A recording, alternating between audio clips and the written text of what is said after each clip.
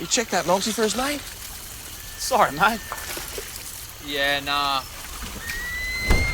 Looks like you could do with the fiery goodness of PointsBet. It's like hot sauce, but for sport. And now it comes with lock screen tracker. So you can follow your bet even when you got your hands full. Cheers, mate. I'd shake your hand, but... Same game multi from PointsBet, now with lock screen tracker. Yeah, that's built different. Imagine what you could be buying instead. For free and confidential support, call the number on the screen or visit the website. Hi, I'm Shaquille O'Neal. I'm wearing Rick's sunglasses, made in Australia. Shaq loves Australia. See? There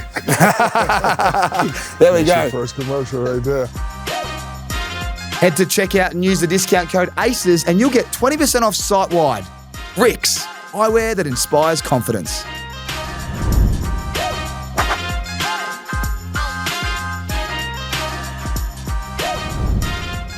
Here we go, something different, the Spring Carnival preview. Normally with Campbell Brown, I thought, well, let's get the two-time Melbourne Cup jockey and Caulfield Cup, mind you, in the house and break down the Spring Carnival here in Melbourne, and also the Everest was throwing that in. So we're going to break it all down right here, and we're going to start off with the Caulfield Cup. Talk to me about Middle Earth. You've got the ride. I've actually backed that a couple of times. It's been a bit, it looks like it's set for the Caulfield Cup because it definitely wasn't set for the last couple of races. But you really like it. Yeah, no, he's ready to go. So this is his race. He's been set for this in the Melbourne Cup. So he's ran in races pretty much all prep where he can't be penalised. So there's races leading up. So he's already qualified for the race. Say if I have a horse that's not qualified, I've got to run in the lead-ups to qualify, and then you can be re-handicapped. Where, they put more weight on the jockey. Yeah. So I'm already qualified, so we didn't want to get re-handicapped. Not that he's trying to win every start, but he's in races that were probably a bit too strong for him at weight for age. So he's running the Turnbull Stakes. He's running the Underwood against like Sir Julius and, the best horses pretty much in Australia. And he's run, like, just a while you go, that's fair, but you got to understand that he's now coming to a Caulfield Cup, 2,400 metres.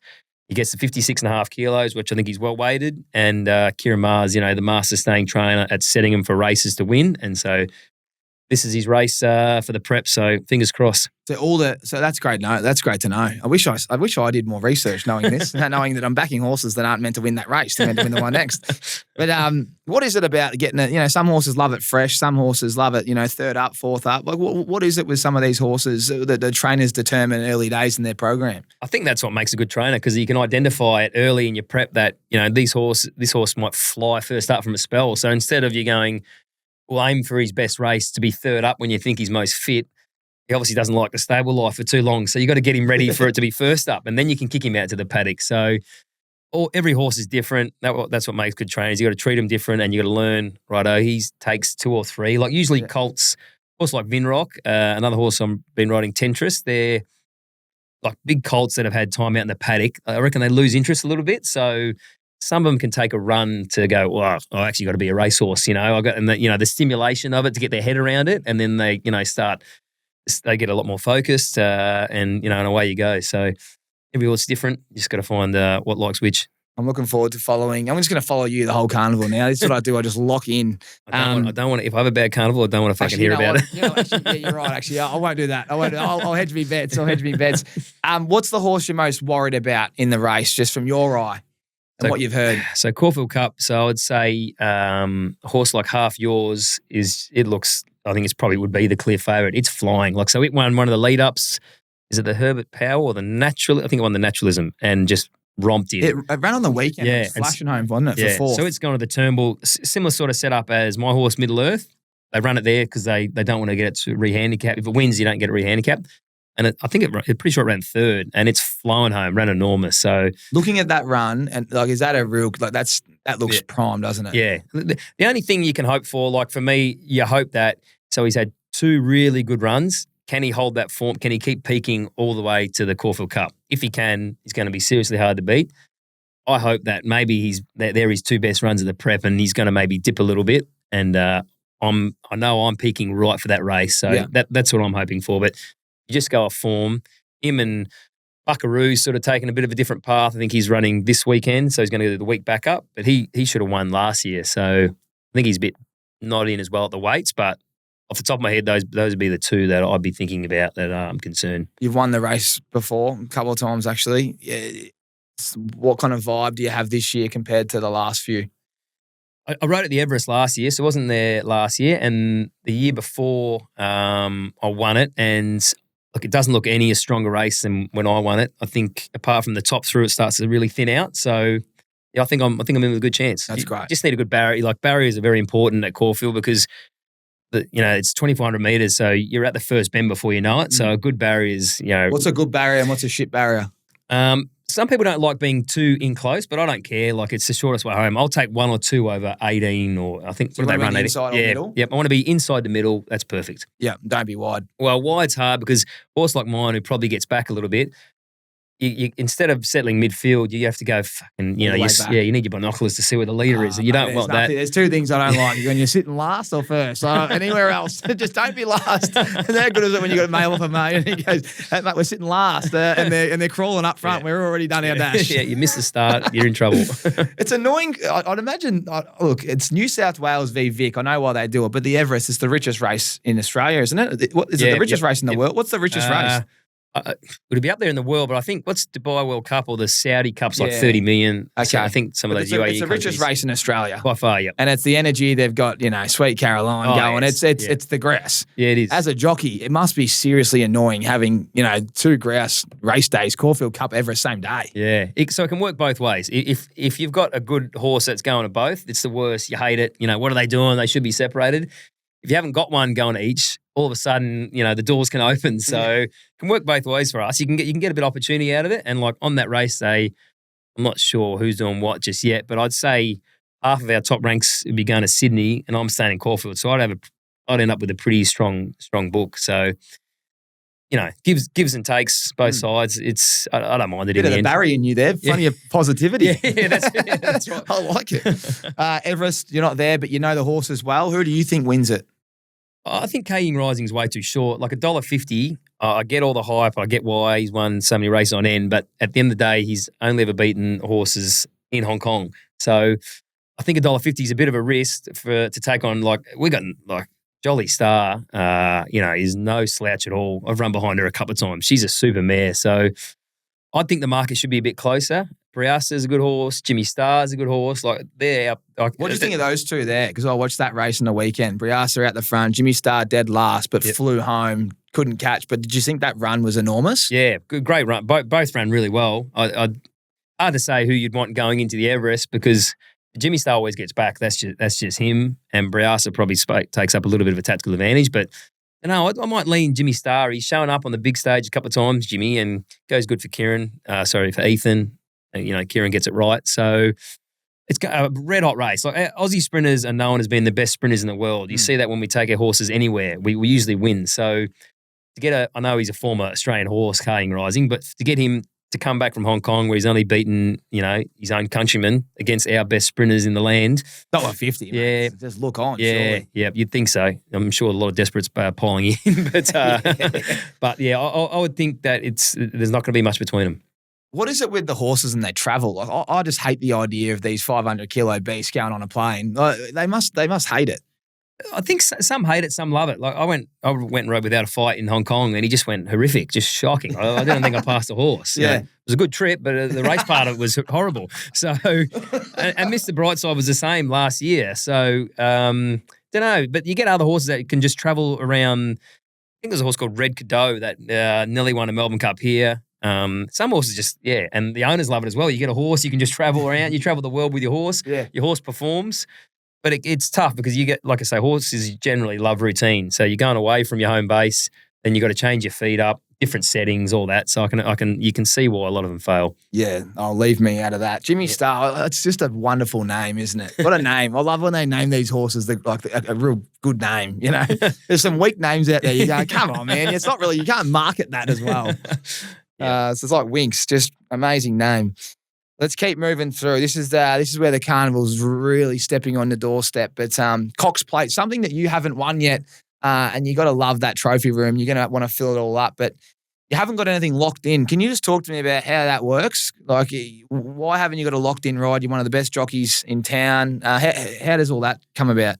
So, like the weight for age horses, and especially like the Cox Plate field, generally is down to it's quite usually it's a bit smaller than the Melbourne Cup or these big handicaps. So you got to try and get a weight for age horse. So this year you'd say, there's not many, like there's Sir Delius, who Craig Williams sort of got on. It's been winning here.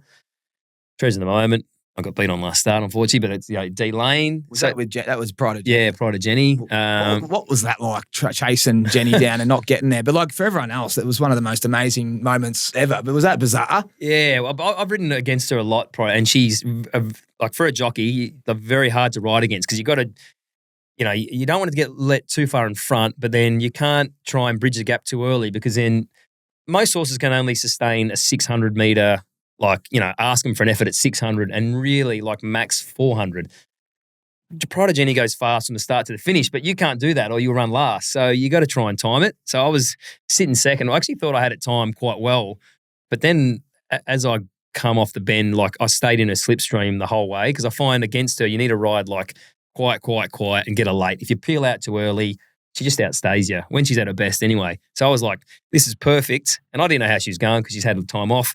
And I just peeled off her back and I remember ready to go, I'm going to run her down in front of the Big Valley crowd. I went, and she just got further in front. So she's just an awesome creature. It was I got beat, but the roar of the crowd that night was unbelievable. Yeah, some friends were there saying it was an unbelievable atmosphere. Usually you can't hear them when you're riding out in the finish, but I could hear the crowd when even with the adrenaline that it was massive. I would have liked to have been on the other end of the stick, but anyway, but it was good atmosphere. It was certainly a lot of people, because you were so short as well, a lot of people were on Jenny, and 8 years old, it's crazy. The only good part was usually when you get beat on one that short, they abuse you from the fence, but actually everyone was cheering Pride of Jenny, so I was able to quickly sneak in before they start throwing tomatoes at you. Sorry, mate, we retract. We go back, so potentially a ride there? Yeah, so we'll just see. So I haven't had a weight for age horse this year, so I've been riding Middle Earth in the weight for age races to get ready for the Caulfield Cup. So that's taken me away from trying to get on a chance. So, I'll just sit and have my manager on the phone and we'll just wait and we'll just see what comes. You never know. Jockeys can get injured, suspended, or, one jockey might have 2 rides in the race. So you can be the fortune of picking up what they don't ride. So sit tight by the phone and just hopefully something decent comes this way. This will sound silly to a racing enthusiast, but for someone that isn't, weight for age, just try break that down for us. Okay, so a Melbourne Cup is a handicap where, so the top weight's say 58, for instance, and it goes all the way down to 48. Weight for age is, so as it sounds, so I think it's 5 and above, I might sound corrected here, but it's 58 and a half for all the 5-year-old male horses and above. And then the females get a weight allowance of that, so they might get, I think it's 57. It might be 56 and a half. I think it's 56 and a half. So, I think it's 2 kilos. Yep. And then you have the 3-year-olds who get in on I think it's 53. So that's how it is. And the weight, my mates say 1 kilo's a length. What's your thoughts? When it's weight for age, it's meant to be it's not a handicap, so the best horses win. That's why the Cox Play, it's meant to be the best race. It should be a draw. Yeah, that's every horse on the level playing field. Just the best horse wins. Where it comes to a handicap, it's who's handicapped to best win the race? If Gold Trip were to go into the Melbourne Cup with 51, he'd just shit in every time, you know? So that's the difference. So, they say a kilo equals a length. All that. I'm always a heavyweight jockey, so I'm like, fucking means nothing. Let them all carry 65. I always see these claimers on Apprentice, and I go, just give me Zahra at 60. I don't care. I want someone I know who's going to peel out and hit that. You know what I mean? It's we're stuck on the pegs. We can't get out. What do you expect? The Apprentice has got no idea. 3 kilos, just shove that up your ass. I've got a mate that's a horse. He always puts these jockeys. I go, man, there's the gun jockey and there's an apprentice. Just put the gun on. Who gives a fuck about the weight? Don't you reckon? I'm always a big believer in. I reckon if they got 60, I'm just put me on it. And because I don't carry much weight, because I would if it's Sandown on a Wednesday, horse has 60, I'm going to weigh 58 anyway. So a lot of trainers ever think about having too much dead weight. So it's not like I walk around 51 where I've got to put fucking a big leg bag and all this shit on. My stuff is this is my saddle, like this, and I've got a bit of paper on top. So that's paper on the bottom. So it sits on like that, and a set of stirrups. So there's nothing. The horse doesn't feel it anyway. If you're nice and balanced, look, it might pay the price at some point way up in the weights. But if you're nice and balanced, you got a good balanced jockey or a heavyweight jockey on every day of the week. Put him on. Don't claim, mate. I'm glad you said that because I don't know why trainers waste their time unless they're unless it's Dylan Gibbons when he had his apprentice. I don't know why they waste their time.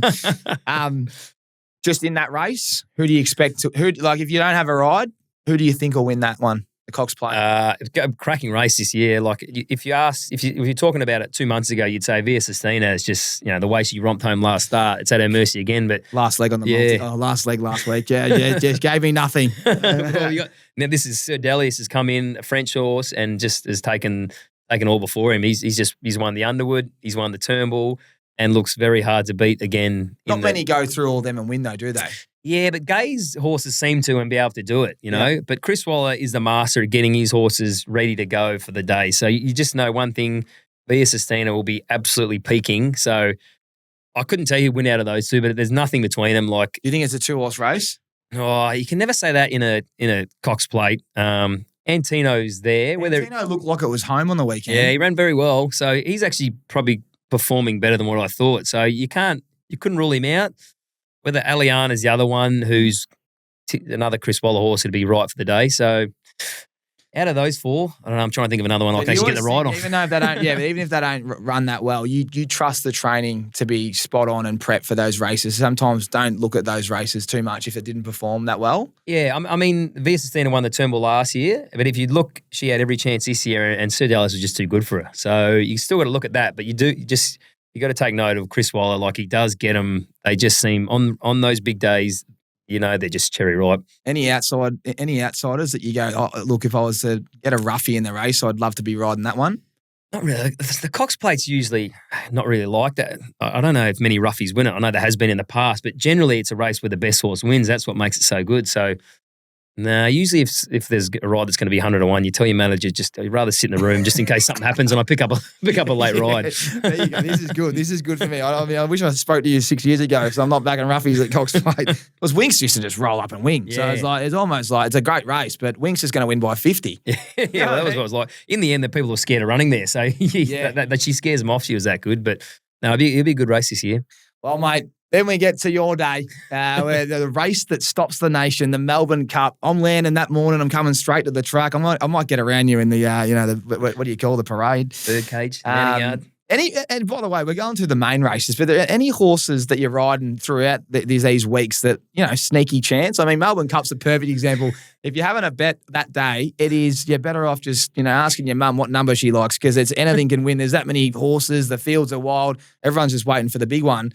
Sometimes there's a few sneakies. Is there anything you're riding throughout the carnival that, that give a little tip to the Osmerican Aces family here? You usually, For that carnival, you're usually finding out a bit closer to the day.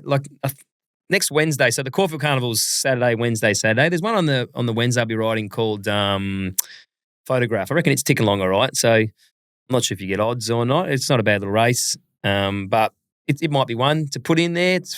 See if you can see how you go there. But yeah, when it gets close to the Melbourne Cup Carnival, it's every horse still got probably a run to go before they get there. So I'll hold off there, but for the itchy punters, maybe next Wednesday. Photograph. Like Photograph. It reminds me of Creed. If it wins, I'll put a bit of Creed on. Look at this phone. You know what I mean? When it goes through let's keep moving. Melbourne Cup, Middle Earth. You don't know who you're riding yet. Yeah, so I haven't locked in anything just yet because everything can just fall to the wayside after the Caulfield Cup. So if Middle Earth wins, 100% locked in. Never say 100% locked in, but it'd be a leading chance. So, we'll just see how he goes. And there's a few internationals coming down, and they're always a bit heavier weight, so you can maybe see if you can get a chance on any of them. But as of the Aussie horses, probably Middle Earth would be my one if he goes well in the Caulfield Cup. But yeah, I'm not locked into as a jockey. The worst thing you can do is lock into something early. Yeah, some people don't get the option. Like if you don't, you got the runs on the board. You can do that, so if you can wait a bit, because so much can change with horses. Like they can have a gallop and go shit house, or pull up coughing, get mucus, or get colic or anything. So if you can be given the luxury of holding off for the last minute, it's always the best way to do it. Cox Plate.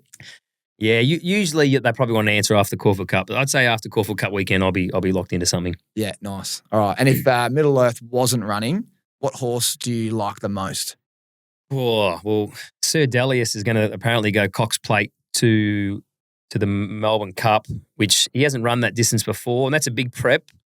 I don't like that prep as a punter. No. So El Riffa looks the best. El Riffa won the Was it the Irish St. Ledger? I think it was. So he looks really good. Like of the internationals, from what I've seen, he'd be one hard to beat. And one that won on the weekend, Valiant King was only second up for Waller. And the 61. Yeah, the 60 pop that just the whole pub. We're at the Osborne with the Foxcatcher boys, and I think Jules said the thing that was leading just was home, and then the King come flying out. And I thought, oh no! And then a $60 pop, you could just hear everyone just flat. Yeah. Yeah. The King's horse actually was in it. It was a favourite, so it led by a long way, and then got the stitch late. And this thing, it was set up for it, but went hard. Yeah.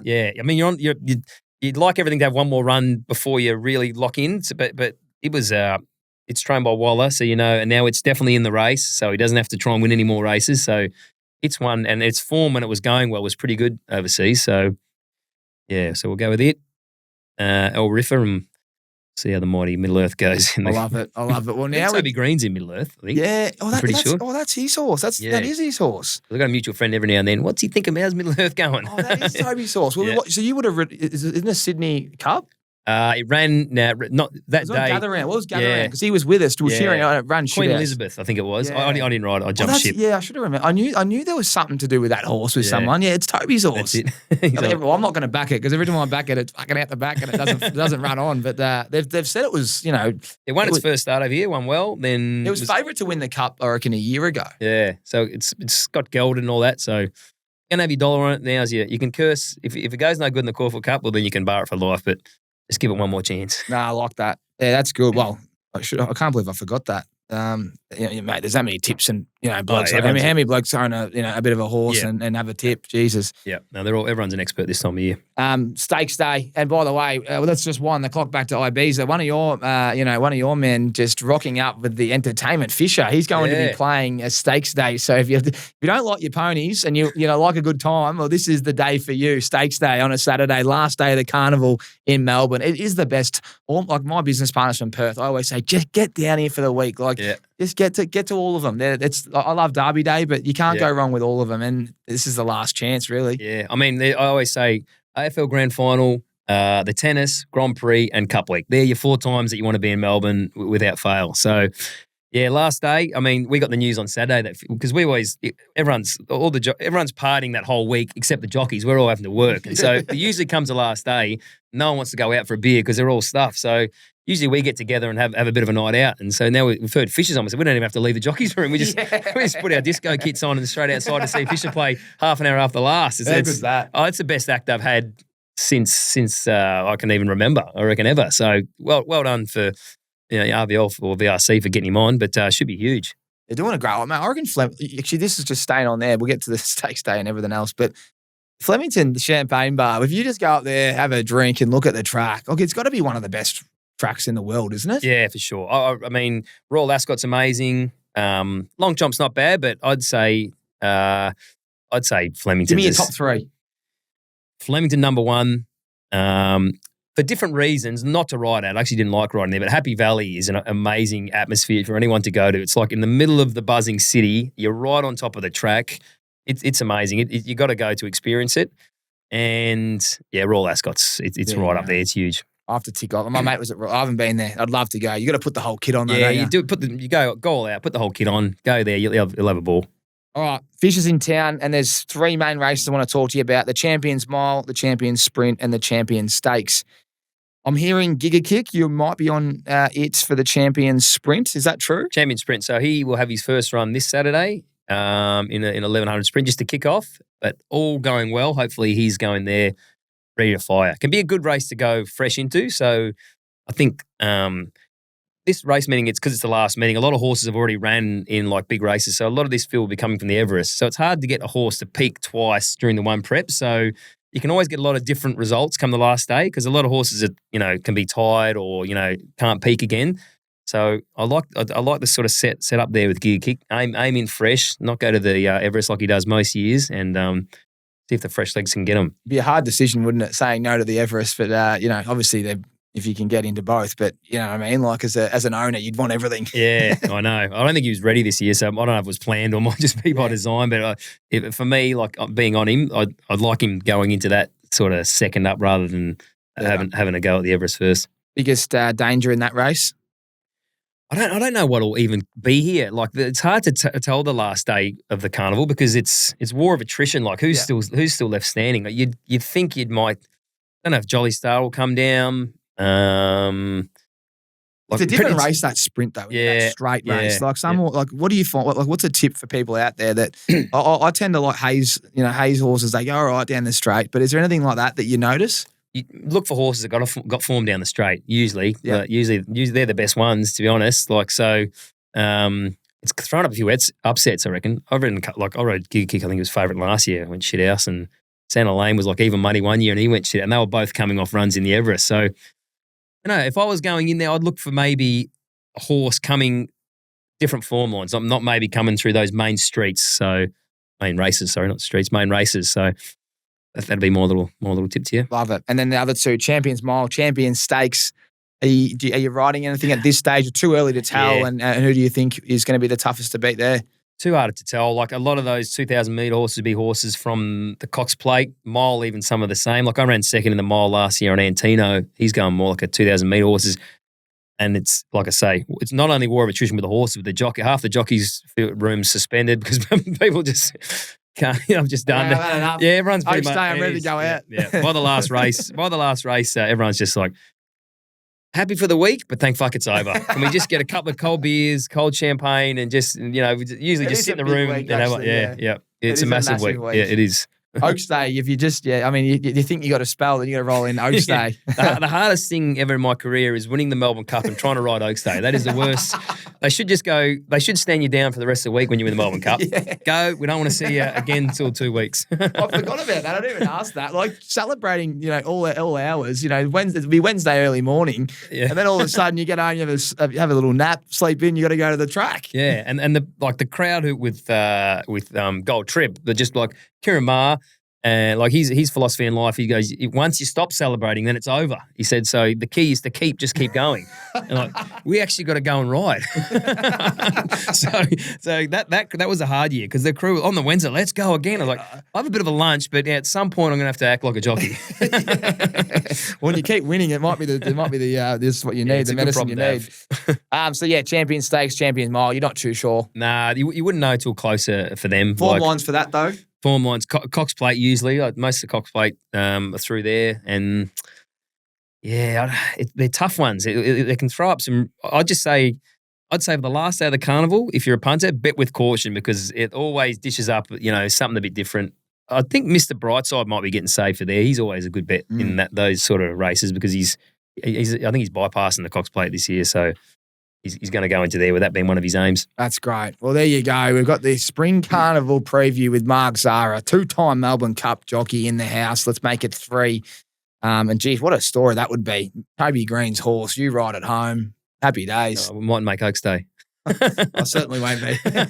Landing from LA and then that thing wins. It'll kill me. I'll be celebrating like I own it though. All right, it's time for some quick fire with Mark Zahra. Thanks to PointsBet, a little bit of hot sauce coming your way. I've got some questions here. You ready? Yep. Best horse you've ever ridden? Without a fight? Best horse you've ever seen? Winks. Best spray you've received from a trainer and was it warranted?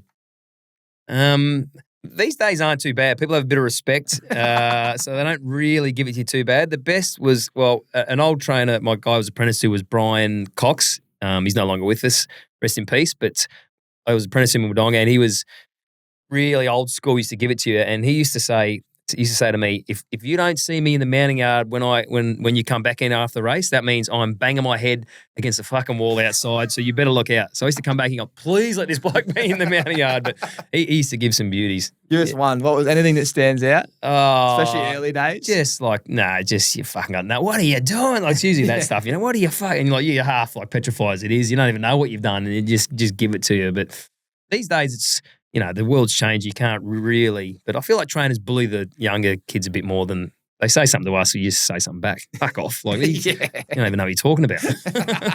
Just give it back. Yeah. That's great. What's on your sporting bucket list that you haven't ticked off yet? Because you've ticked a few off, but what's one that you still haven't? Yeah, I was thinking about this the other day. I reckon, World Cup soccer. I reckon that's something I'd like to go to. That's Like the coming up. final of that'd be. I think it's in. Is it America anyway? Yeah, it's LA or Yeah. it's America, yeah. Yep. Split, I think it might be, yeah. Is it Mexico and America? Yeah, I think it is. Yep. That'd be. That would be big. Are you a soccer man? I used to be right into it. I reckon I've dropped off a little. I get right around the World Cup because it's always our winter time. So I'm usually overseas where it's at a good time and the weather's good and it's just always got a great feel about A bit it. easy when you got the champagne at Namos watching it on the iPhone, isn't it? Instead of watching it at 4 a.m. Yeah, perfect. The cold Melbourne winter. That's good. Tick that one off. Talk about tin ass. Which jockey? We just mentioned the ones in the locker room that are the most annoying. But when you go to pay the bill, they pull the wallet out. It's got cobwebs on it. They don't pay. They're tight as a fish's ass. Who's the tightest jockey that you know? Well, there's two. Well, recently retired Damien Oliver. Oh yes, very tight man, but like a similar way, but the biggest hustler like Ben Mellum. So the bill would come out, he'd say, "Righto, boys, that's gonna be 150 each," and he'd end up making 200 on the side. He pays Hustler, biggest hustler of all time. that's good by him, isn't it? And he probably claims the points. You Yeah, can get points for these things Yeah, now. put the crown card down, get all the points, get a free couple $100 bet upstairs. Meanwhile, he's overcharging everyone. That's a good tactic, though, isn't it? You'd rather have one of them than the guy at dinner that goes, "Oh, I had the fish and the pizza, so here's $90." You go, "Come on, man, just split it 10 ways." We bar those people. You pay for the banter. We're not paying for what you ordered. You pay for the banter, otherwise, fuck off. Best Group 1 chance for you this spring? Let's run with Middle Earth. I've been with him all spring, so let's go with him in the Caulfield Cup. Who is one left field prospect you think we should look out for in Spring Carnival? Giga Kick back from the abyss to win his first Group 1 in 3 years. What international race haven't you won that you'd most like to? I'd like to win a big race on the Hong Kong International Day. Massive day, always big crowd, plenty of Aussies there. They do it really well, great atmosphere. I think it'd be a feather in a cap to win a big one that day. All right, last one. Who wins this year's Super Bowl? I'm going to go the Detroit Lions. Everyone thought with the leaving of the defensive and offensive coordinator they would fall off, but they've shown a bit of courage and they've been far enough to get the experience, and I reckon they go all the way this year. That grit and determination for Detroit. That would be a good story. How good is it watching Detroit Lions play? And a great, like you say, great team to watch. Like Coach, I love their coach. Biggest plums in the business. Dan Campbell goes for it on 4th down every time. On his own 15. Yes. Oh, that's awesome. There you go. A little bit of hot sauce powered by PointsBet there with Mark Zahra, 2-time Melbourne Cup jockey. All right. Now we turn to everyone that wrote some questions in to round it out for the Spring Carnival preview. Here we go. So this is where people write in from the Aces. Here we go. B. Walsh, 7,000. Want to hear a roar that he gives the horse while going the windmill with the whip right now? Oh, fucking hell. See, you can't roar and at the same time. I don't know, more of a, wow. I feel like that. I'll used to have the best roar. I'm usually riding that light. I don't have that in me. It's just keep balance. Just keep balance and win. Yep. Whisper Nikki McCabe, best post-Group 1 celebration. Win celebration. Well, I'd have to be when I won the Ore and then got straight on a plane. And so I won the Ore at, I think, 4:30 at Caulfield. Got on a plane. I was celebrating in LA at 6 p.m. That's amazing. That's amazing. And Super Bowl the next day. Geordie Mead, is Super Seth one of the best wins he's ever had? Yeah, for sure. Like I said earlier, I went steaming home to get up, pip the favourite on the Lions. Always unbelievable. Who would you have rather ridden, Winx or Black Caviar, throughout their whole career? Winx. Winx could... Black Caviar it would be easier because she just runs on speed, but Winx, I think, is just a better thrill. She sat back. She used to win over 1,400 to 2,000. Yeah, amazing. Tyler Dews, what's the wildest owners group you have celebrated with? Yeah, Gold Trip was up there. That's a pretty gnarly crowd, especially with the trainer as well. That's great. Timmy, too decent. Favorite country track to ride at? Go with Bendigo. Always like a trip out to Bendigo to get the money. That's good. Here we go. Jackson Crawford, most underrated trainer of the last 20 years. I don't know. The underrated ones usually find their way into being like the best. Like at the moment, I couldn't go back 20 years to think. Well, Brian Cox was an amazing trainer that I rode for when I first started. He was like in Wodonga. Every time he'd bring him to town, they'd win.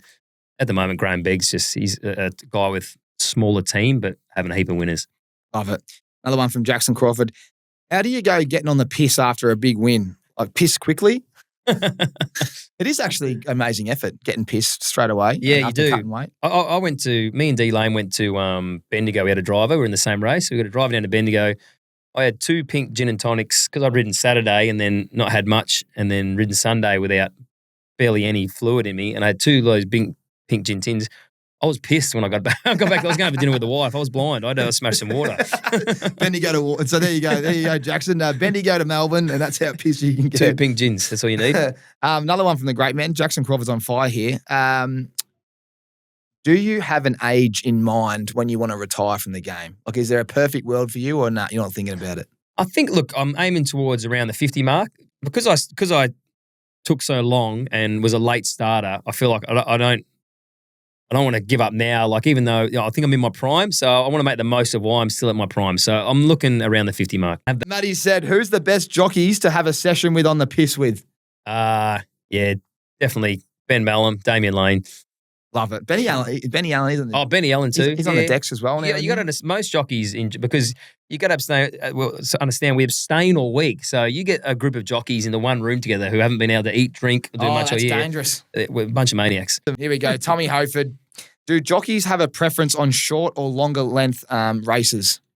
Everyone's different. I've had most of my success over longer races. To be honest, I prefer a longer race. You get more time to sort things out, but depends if you're buggered as well. Like, I went over for the Shergar Cup, and it's a bit of a jockey's challenge. So I was with Jamie Spencer. So you get over there, and you have a bit of a few welcome drinks, and then before you know it, you got like 4 races at a 3,100 and 3,400 meters, and you're like, fuck this. But everyone's each to their own. Yeah, there's no difference. Sprint, long distance doesn't bother you? Yeah, it doesn't bother me. I prefer to avoid, like on an ordinary day, like a Wednesday, if there's like a 2,500, I'll say to my manager, let's just have a rest in that one because you just exactly, save the energy. Really well said. All right, last one. Have you ever gone back at a punter who's absolutely feeding you over the fence? Have you just put him back in his place? And if you did, tell us about it. I've had a few recently, actually. Mooney Valley the other night when I had a bad day at Fingo, I was giving it to a few of them.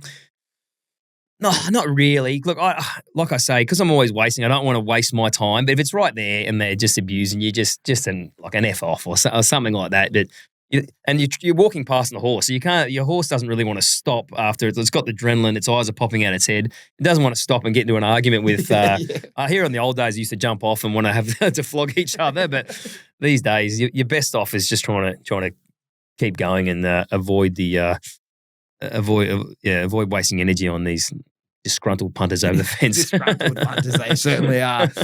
Mate, I can't thank you enough for jumping on, talking about giving us some energy. You've given us about 2.5 hours here, and this is a big podcast for us. We love our horse racing. We love sports, and like you said, top 4 things in Melbourne. The Spring Carnival is one of them. So on behalf of everybody that listens to the Ausmerican Aces podcast and they watch it and they get right around it, first of all, wishing you all the best with the Spring Carnival coming up. But for the rest of your career, congratulations on everything you've achieved. The advice you've already given, that focus piece and that patience piece to everyone out there, took you 40 years to reach the Melbourne Cup, and salute as a winner. Some great advice. I've certainly listened and absorbed that. And to come on the podcast during the week, I really appreciate it, mate. So thanks so much for jumping on. I really do. And to everyone out there, thanks for your support. We really appreciate when you get around the podcast. As always, get in the comments. Let us know what you think. And get around the great man at the track. If he, get around him, let him know that you've listened to the pod and you loved it. And we'll get you back after you've got some more silverware next few months, mate. So congratulations again on everything you've done. And to everyone, thank you. And that's all we've got. So hit that subscribe button if you haven't. Otherwise, we'll see you next week. Cheers. It's a bit of a jockey's challenge. So I was with Jamie Spencer. So you get over there and you have a bit of a few welcome drinks, and then before you know it, you got like 4 races at a 3,100 and 3,400 meters, and you're like, fuck this. But everyone's each to their own. Yeah, there's no difference. Sprint, long distance doesn't bother you? Yeah, it doesn't bother me. I prefer to avoid, like on an ordinary day, like a Wednesday, if there's like a 2,500, I'll say to my manager, let's just have a rest in that one because exactly, save the energy. Really well said. All right, last one. Have you ever gone back at a punter who's absolutely feeding you over the fence? Have you just put him back in his place? And if you did, tell us about it. I've had a few recently, actually. Mooney Valley the other night when I had a bad day at Thingo, I was giving it to a few of them. No, not really. Look, like I say, because I'm always wasting, I don't want to waste my time. But if it's right there and they're just abusing you, just an F off or something like that. But you're walking past the horse, so you can't. Your horse doesn't really want to stop after it's got the adrenaline. Its eyes are popping out its head. It doesn't want to stop and get into an argument with. I hear in the old days, used to jump off and want to have to flog each other. But these days, your best off is just trying to keep going and avoid wasting energy on these disgruntled punters over the fence. Disgruntled punters, they certainly are. Mate, I can't thank you enough for jumping on, talking about giving us some energy. You've given us about 2.5 hours here, and this is a big podcast for us. We love our horse racing. We love sports, and like you said, top 4 things in Melbourne. The Spring Carnival is one of them. So on behalf of everybody that listens to the Ausmerican Aces podcast and they watch it and they get right around it, first of all, wishing you all the best, with the Spring Carnival coming up. But for the rest of your career, congratulations on everything you've achieved. The advice you've already given, that focus piece and that patience piece to everyone out there, took you 40 years to reach the Melbourne Cup, and salute as a winner. Some great advice. I've certainly listened and absorbed that. And to come on the podcast during the week, I really appreciate it, mate. So thanks so much for jumping on. I really do. And to everyone out there, thanks for your support. We really appreciate when you get around the podcast. As always, get in the comments. Let us know what you think. And get around the great man at the track. If he, get around him, let him know that you've listened to the pod and you loved it. And we'll get you back after you've got some more silverware next few months, mate. So congratulations again on everything you've done. And to everyone, thank you. And that's all we've got. But hit that subscribe button if you haven't. Otherwise, we'll see you next week. Cheers.